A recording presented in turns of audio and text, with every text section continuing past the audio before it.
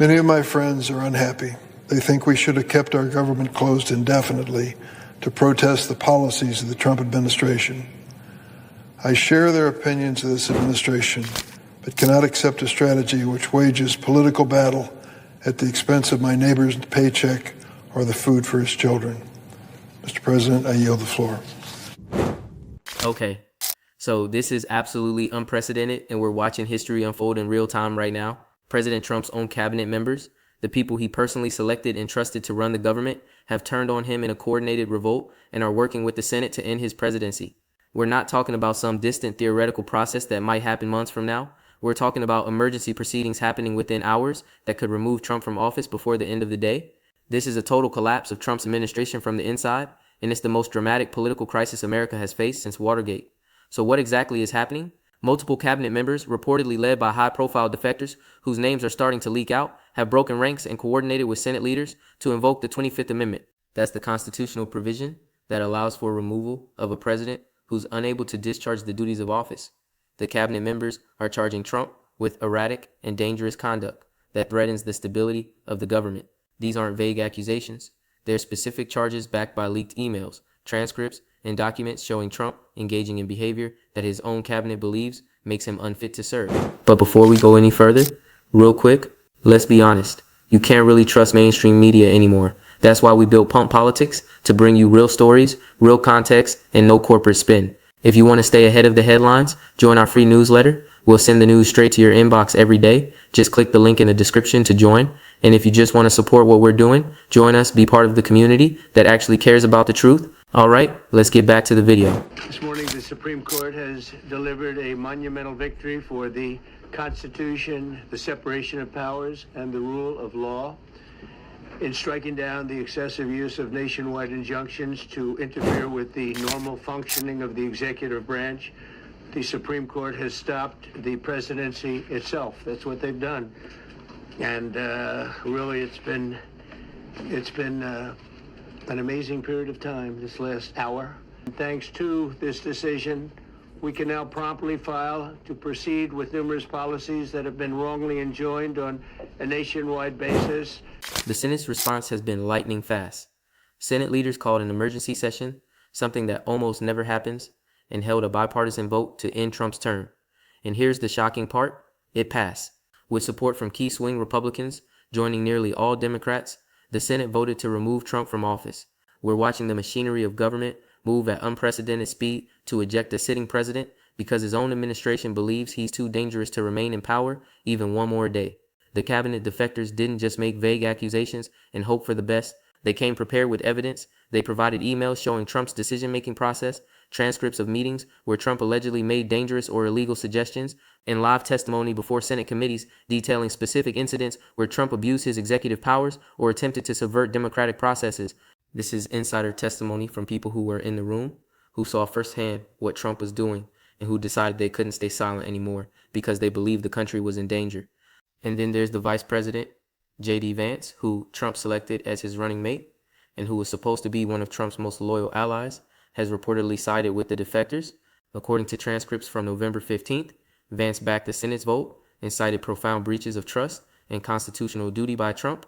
When your own vice president turns on you and supports your removal from office, you know things have gone completely off the rails. Vance's decision is particularly significant because under the 25th Amendment, the vice president plays a crucial role in the removal process. If Vance is actively supporting Trump's removal rather than defending him, that makes the whole process much more likely to succeed. Lawmakers and political analysts are calling this the ultimate betrayal. Trump built his political brand on loyalty, demanding it from others, and claiming to inspire it in return. But when the pressure got serious and his cabinet had to choose between loyalty to Trump or loyalty to the country, they chose the country. That's a devastating indictment of Trump's leadership and a sign that even people who are willing to serve in his administration have limits on what they'll defend. The specific charges against Trump that prompted this cabinet revolt haven't all been made public yet, but reports suggest they include withholding critical information from his own cabinet, abusing executive powers to punish political enemies, and attempting to subvert future elections. If true, these are exactly the kinds of actions that justify invoking the 25th Amendment. The amendment exists for situations where a president is unable or unwilling to fulfill their constitutional duties. And if Trump's using his office to undermine democracy itself, his cabinet has a duty to act. The speed at which this is all happening is shocking. Normally, processes like impeachment or 25th Amendment removal take weeks or months. There are investigations, hearings, debates, political maneuvering. But in this case, the Senate moved from first hearing about the cabinet revolt to holding a vote in a matter of hours. That suggests the evidence presented by the defecting cabinet members was so compelling and so urgent that Senate leaders from both parties agreed there was no time to waste. When you have that kind of bipartisan consensus moving that quickly, you know the situation is extraordinarily serious. The impact on the Republican Party is going to be massive. The GOP is already splitting between Trump loyalists who will never abandon him and establishment Republicans who've been looking for an exit ramp from the Trump era. This cabinet revolt and Senate vote gives those establishment Republicans the cover they need to finally break with Trump. They can say, look, even Trump's own cabinet says he's unfit, so we're not being disloyal, we're being responsible. But Trump's base is going to view this as the ultimate deep state betrayal, and they're going to be furious with every Republican who voted to remove Trump. The party could literally fracture into two competing factions that can't work together. The 2026 midterm elections just became completely unpredictable. If Trump's removed from office, does Vance become president and inherit Trump's base? Or do Trump supporters stay home or support third-party candidates because they feel betrayed by the GOP? Democrats are going to campaign on having saved the country from a dangerous president, while Republicans are going to be fighting among themselves about who's to blame for the collapse. This is political chaos on a scale we haven't seen in modern American history. All right, so let's dig into how we got to this point and what the 25th Amendment process actually involves, because this is complicated constitutional territory and most people don't really understand how it works. The 25th Amendment was ratified in 1967 after the Kennedy assassination highlighted the need for clear procedures about presidential succession and disability. Section 4 of the amendment, which is what's being invoked here, deals with situations where the president is unable to discharge the duties of office but won't voluntarily step down. The process requires the vice president and a majority of the cabinet to declare in writing to congressional leaders that the president is unable to fulfill their duties. When that happens, the vice president immediately becomes acting president. But the removed president can challenge the declaration, and then Congress has to decide by a 2/3 vote in both chambers whether to permanently remove the president. It's an incredibly high bar, which is why it's never been successfully used before. The fact that we're even at this point tells you how serious the situation has become. The coordination between cabinet members and Senate leaders that we're seeing is highly unusual and potentially problematic from a constitutional standpoint. The 25th Amendment is supposed to be invoked by the cabinet independently based on their assessment of the president's fitness, not in coordination with Congress as a political maneuver. But in this case, it seems like cabinet members who were already concerned about Trump's behavior met with Senate leaders to ensure there would be sufficient support in Congress before they triggered the 25th Amendment process. That kind of coordination could be seen as undermining the separation of powers, or it could be seen as prudent planning to ensure a constitutional crisis doesn't get even worse. It's going to be debated by constitutional scholars for years. The specific cabinet members involved are starting to be identified through leaks, though official confirmation hasn't come yet. Reports suggest the Secretary of Defense, Secretary of State, and Attorney General are among the defectors, which would make sense because those are the cabinet positions most directly involved in questions of national security and law enforcement. If those officials believe Trump is making erratic and dangerous decisions that threaten the country, they have a particular responsibility to act. Other cabinet members are reportedly still loyal to Trump and refusing to participate in the removal effort, which creates an interesting dynamic. The 25th Amendment requires a majority of the cabinet, not unanimity, so Trump loyalists in the cabinet can't block the process even if they oppose it. The leaked emails and transcripts that cabinet members provided are apparently explosive. Without seeing the actual documents, it's hard to know exactly what's in them, but descriptions from people who've been briefed suggest they show Trump discussing illegal actions, ignoring advice from lawyers and national security officials, and making decisions based on personal grievances rather than national interest. There are reportedly emails where Trump explicitly discusses using government agencies to investigate or prosecute his political enemies. There are transcripts of meetings where Trump was warned that certain actions would be unconstitutional, and he responded by saying he didn't care or by demanding that officials find ways around the legal obstacles. This is exactly the kind of evidence that would convince cabinet members that Trump isn't fit to continue serving. When you see in writing that the president is knowingly pursuing illegal or unconstitutional actions, that's a clear case of someone who's unable to fulfill their oath to preserve, protect, and defend the Constitution. The testimony before Senate committees happened in closed emergency sessions, which is why we don't have full public accounts yet, but senators who attended these sessions have been giving interviews describing what they heard, and they're using words like shocking, disturbing, and terrifying. Republican senators in particular seem shaken by what the cabinet members told them, which explains why some of them were willing to vote to end Trump's presidency despite the political risk of crossing Trump's base. Vice President J.D. Vance's decision to support Trump's removal is probably the single most important factor in making this happen. Vance was seen as a Trump loyalist who would defend the president no matter what. The fact that even Vance concluded Trump needed to be removed tells you the evidence must be overwhelming. Vance's statement about profound breaches of trust and constitutional duty is carefully worded, but damning. He's essentially saying Trump betrayed the office and violated his constitutional obligations so severely that removal is necessary to protect the country.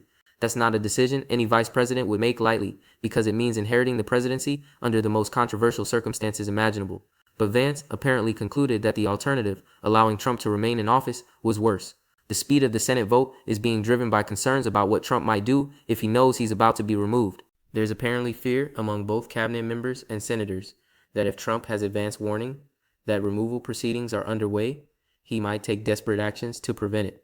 He could try to fire cabinet members. He could declare martial law. He could order military action somewhere to create a crisis that makes removal politically impossible. These might sound like paranoid concerns, but given what we know about Trump's behavior when he feels cornered, they're not entirely unreasonable. That's why the Senate moved so quickly once the cabinet made its move. They wanted to present Trump with a fait accompli before he could react. The bipartisan nature of the Senate vote is crucial. If this were purely a Democratic effort to remove a Republican president, it would be seen as partisan and illegitimate by half the country.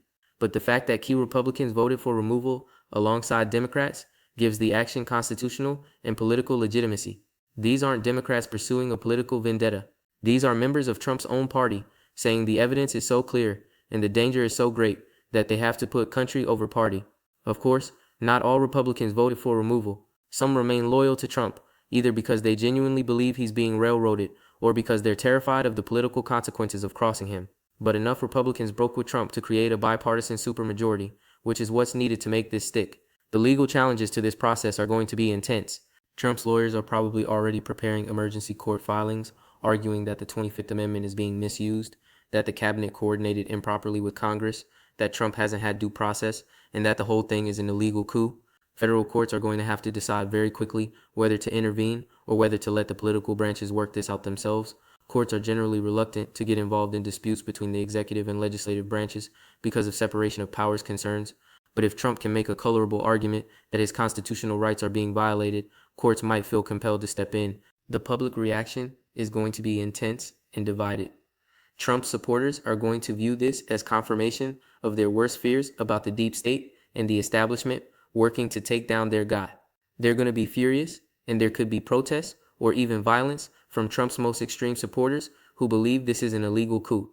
Trump's opponents are going to be relieved that the system worked and that someone finally stopped Trump before he could do more damage. They'll see this as vindication of their warnings that Trump was dangerous and unfit. And people in the middle are going to be confused and concerned about what this means for American democracy. Is this a healthy example of the system's checks and balances working, or is this an unprecedented power grab that sets a dangerous precedent for future removals? The historical precedent this sets is enormous. No president has ever been successfully removed under the 25th Amendment. If this goes through, it establishes that cabinet members can effectively fire the president if they believe he's unfit, even against the president's will. That's a massive check on presidential power, but it's also potentially dangerous because future cabinets could abuse it for political reasons. The standard for what constitutes erratic and dangerous conduct sufficient to justify removal is going to be heavily debated going forward. Okay, let's break down what happens next and what this means for American politics going forward, because we're in completely uncharted territory here. Point 1, if Trump is successfully removed under the 25th Amendment, J.D. Vance becomes president. That raises immediate questions about what kind of president Vance will be and whether he'll try to continue Trump's agenda or chart a different course. Vance is in an incredibly difficult position because he'll be seen as a usurper by Trump's base, even though he followed constitutional procedures. Point 2, the legal battles over this removal are going to be intense and protracted. Trump will fight this in every court at every level, and even if he ultimately loses, the litigation could drag on for months. During that time, we'll have uncertainty about who's actually the legitimate president, which is terrible for governance and stability. Point 3, the Republican Party is going to fracture in ways that could take years or even decades to heal. Trump loyalists are never going to forgive the cabinet members and senators who they see as traitors while establishment Republicans are going to argue that removal was necessary to save the party and the country. Now let's talk about the immediate practical implications of Trump's removal. If Vance becomes acting president within the next few hours, as reports suggest, he's going to have to immediately staff up and start making decisions. Does he keep Trump's remaining cabinet members, or does he replace them with his own people? Does he try to continue Trump's policies, or does he pivot in a new direction? Does he pardon Trump for any federal crimes Trump might face, or does he let prosecutions proceed? These are huge questions with massive implications, and Vance is going to have to answer them almost immediately under incredible pressure. The intelligence and military implications are also significant. When there's uncertainty about who's actually in charge of the executive branch, that creates opportunities for adversaries to test America or take advantage of the chaos. Vance is going to have to move quickly to reassure allies, deter adversaries, and demonstrate that America still has stable leadership despite the internal turmoil. The Secret Service and other protective agencies are going to have to figure out security protocols for someone who was president until a few hours ago, but is no longer president. Does Trump still get Secret Service protection? Does he retain security clearances? These aren't just procedural questions, they have real security implications. The congressional investigations that will inevitably follow this are going to consume Washington for months. Both parties are going to want to understand exactly what happened, what evidence the cabinet had, and whether the process was followed correctly. Democrats will probably hold hearings trying to establish that Trump really was dangerous and removal was necessary. Republicans will hold competing hearings trying to show that this was an improper political maneuver. And independents will be trying to figure out who to believe. The 2026 midterms are now going to be entirely about this crisis and its aftermath. Democratic candidates will run on having saved the country from a dangerous president and protecting constitutional democracy. Republican candidates will be divided. Some will defend Trump and attack the removal as illegitimate, while others will defend the removal as necessary. That division within the Republican Party is going to cost them seats, because divided parties lose elections. Democrats could pick up significant seats in both chambers if Republicans are fighting among themselves instead of presenting a unified message. The precedent this sets for future presidents is profound. If cabinet members can remove a president by coordinating with Congress and invoking the 25th Amendment, that fundamentally changes the power dynamics of the executive branch. Future presidents are going to be much more careful about who they appoint to their cabinets, because those cabinet members now have demonstrated that they're willing to remove a president if they believe it's necessary. Presidents will probably start demanding more loyalty pledges and trying to stack their cabinets with people who would never turn on them. That could lead to less qualified, more ideologically extreme cabinet members because expertise and integrity might be sacrificed for loyalty. The impact on presidential behavior could go two ways. On one hand, presidents might be more restrained knowing that their own cabinets could remove them if they go too far. On the other hand, presidents might become more paranoid and more willing to purge anyone who shows signs of disloyalty, which could lead to worse governance and more yes men in positions of power. It's going to take years to understand the full implications of this precedent. Trump's likely response, once he's actually removed, is going to be scorched earth. He's going to claim this was an illegal coup, that he's still the legitimate president, and that his supporters need to fight to restore him to power. That's incredibly dangerous rhetoric that could lead to violence or even attempts at insurrection. Trump might try to set up a kind of government in exile where he claims to still be president and issue statements and directives as if he's still in charge. His most extreme supporters might follow those directives, creating a constitutional crisis where there are competing claims to presidential authority. Law enforcement and the military are going to have to be very clear that they only recognize Vance as the legitimate president and won't follow any purported orders from Trump. The financial markets are probably going to react poorly to this level of political instability. When there's uncertainty about basic questions like who's the president and whether the government is going to function normally, investors get spooked. We could see significant market declines in the short term, though markets might eventually stabilize if Vance demonstrates competent leadership and the transition goes relatively smoothly. But political instability is bad for business, and this is about as unstable as things get. The international reaction is going to be mixed. America's Democratic allies will probably express cautious support for the use of constitutional mechanisms to address a dangerous president, while also expressing concern about American stability. Authoritarian countries will use this as propaganda, claiming it shows that American democracy is failing and that their systems of governance are more stable. America's adversaries might see this as an opportunity to make moves while America is distracted and divided. Vance is going to have to move quickly to reassure the international community that America is still a reliable partner despite the domestic chaos. The emotional and psychological impact on Americans is going to be significant. Half the country is probably going to feel relieved that Trump's been removed and that the system worked to protect democracy. The other half is going to feel betrayed and angry that the president they voted for was removed by unelected cabinet members and senators. That division is going to deepen the already profound polarization in American society. It's going to make it even harder for Americans to talk to each other across political lines because we won't even agree on basic facts like whether Trump's removal was legitimate. The question of what happens to Trump personally after he's removed is huge. Does he face criminal prosecution for actions taken while in office? Vance could grant him a pardon, like Ford did for Nixon, but that would be politically controversial and might not even be accepted by Trump, who would see accepting a pardon as admitting guilt. If Trump doesn't get a pardon, he could face multiple criminal trials for his conduct while president. That would be another unprecedented situation, a former president standing trial for crimes committed in office. The media coverage of all this is going to be absolutely insane. Every news outlet is going to have wall-to-wall coverage.